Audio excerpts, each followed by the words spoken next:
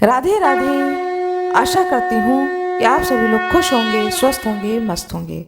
माता लक्ष्मी, भगवान विष्णु की कृपा आप सभी पर सदा सर्वदा बनी रहे।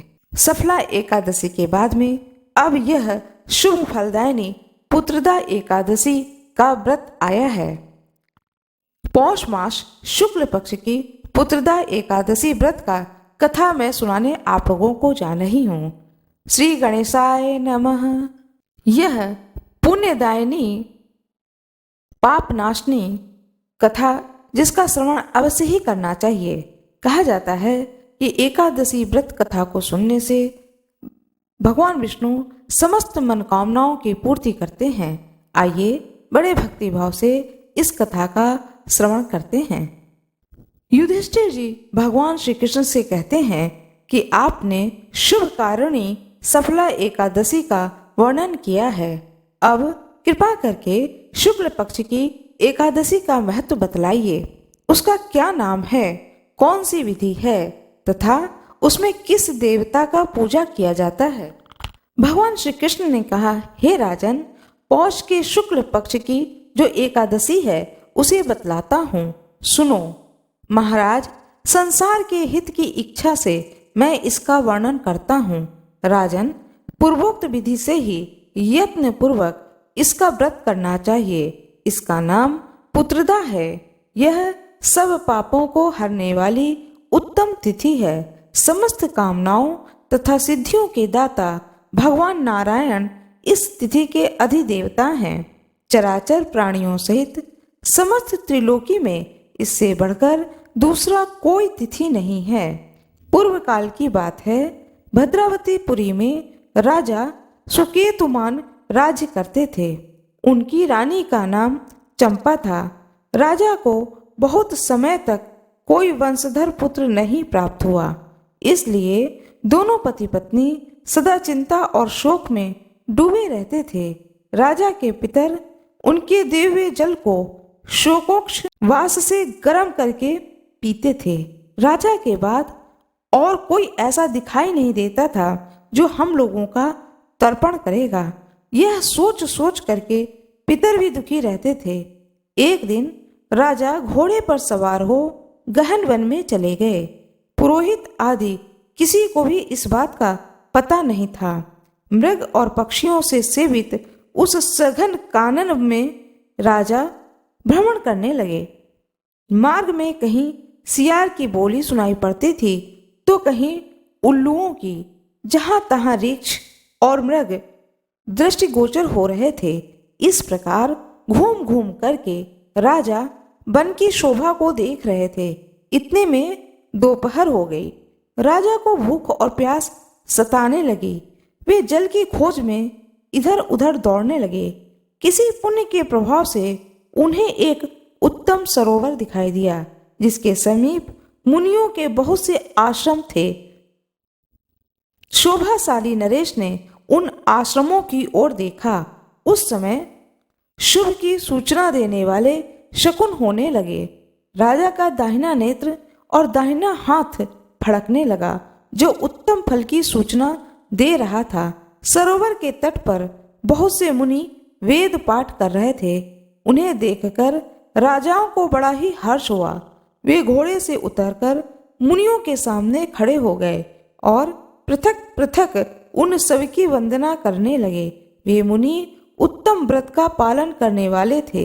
जब राजा ने हाथ जोड़कर बारंबार दंडवत किया तब मुनि बोले, हे राजन, हम लोग तुम पर प्रसन्न हैं। राजा बोले, आप लोग कौन हैं?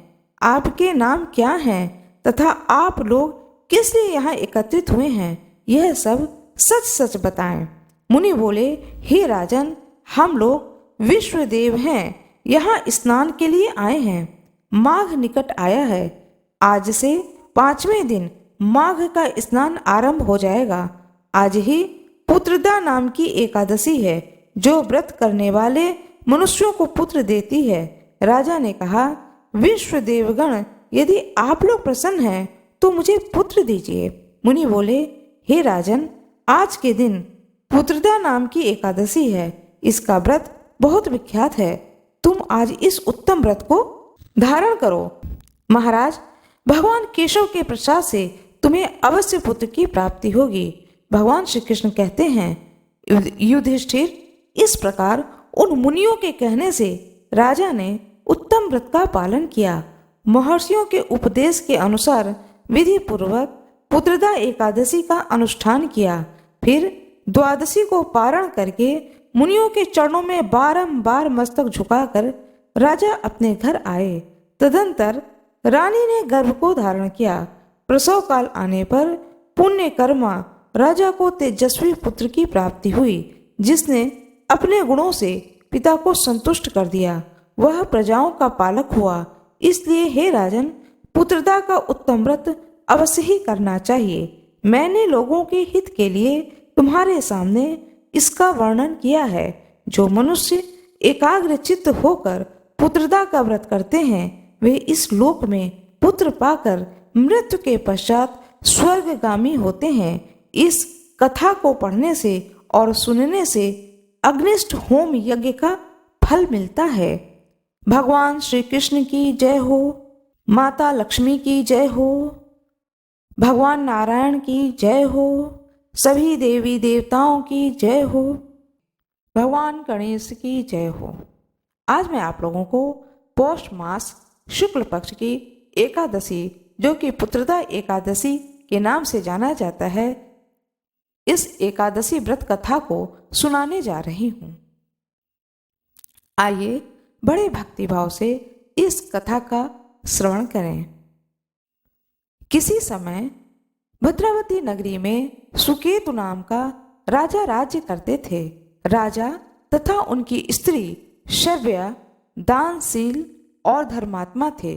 संपूर्ण राज्य खजाना और धन धन से पूर्ण था, परंतु राजा संतानहीन होने के कारण अत्यंत दुखी रहते थे। एक बार वे दोनों राज्य का भार मंत्रियों के ऊपर छोड़ करके वनवासी हो गए तथा आत्महत्या करने की ठान ली। लेकिन उन्हें सहसा याद आया कि आत्महत्या के समान कोई भी दूसरा पाप नहीं है। इसी असमंजस में वे दोनों इधर उधर भटकने लगे। तभी उस घने जंगल में उन्हें मुनियों का आश्रम दिखाई दिया। आश्रम में जलाशय और बहुत सारे ऋषिगण दिखाई दिए। राजा और रानी ने मुनियों को प्रणाम करके वहीं पर बैठ गए।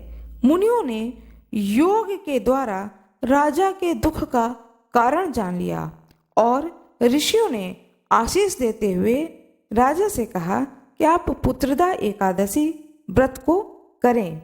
राजा और रानी ने एकादशी व्रत रख करके भगवान विष्णु की पूजा की और फिर भगवान विष्णु की कृपा से और उन ऋषियों की आशीर्वाद से राजा और रानी को पुत्र रत्न की प्राप्ति हुई। भगवान विष्णु की जय हो। माता लक्ष्मी की जय हो।